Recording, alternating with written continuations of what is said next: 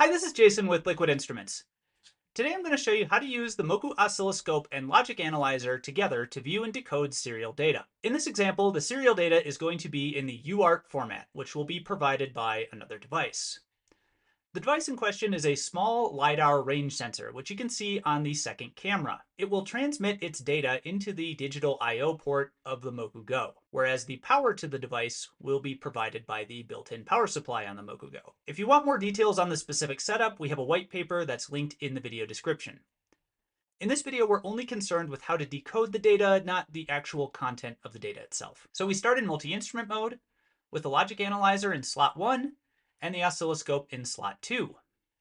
We're taking the input from the digital I/O and we're feeding it to both the Logic Analyzer and the oscilloscope. So let's open the oscilloscope. Now, we don't actually see any signal right now, and that's because the power to the device is not on. To do that, we can click on the top left and select power supply. Now you see I've already got this set to 5 volts, and I'm going to click here to enable the power supply. You can see our signal appear, and you can see that the sensor is drawing between 40 and 50 milliamps, which is about right. We can already see this repeating pattern.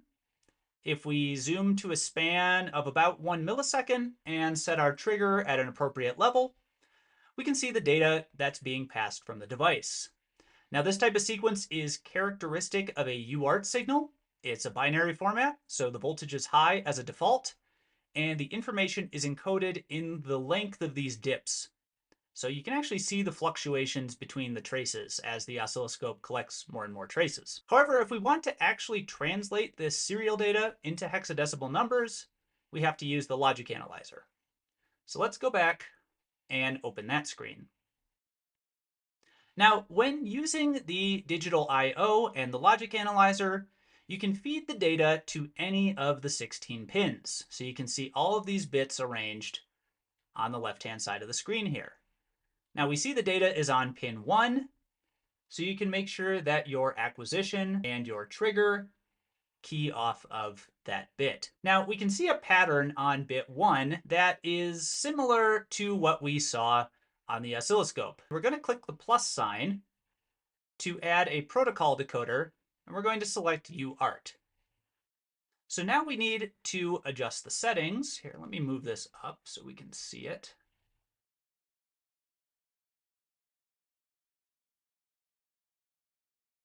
There we go. So now we need to adjust the settings so that we can recover our data. We're going to go to the Acquisition tab, and we're going to change the bit to bit 1. The data width and the stop width are 8 and 1, but these will depend on your specific device and your circumstances. We're also going to set the baud rate to 115200.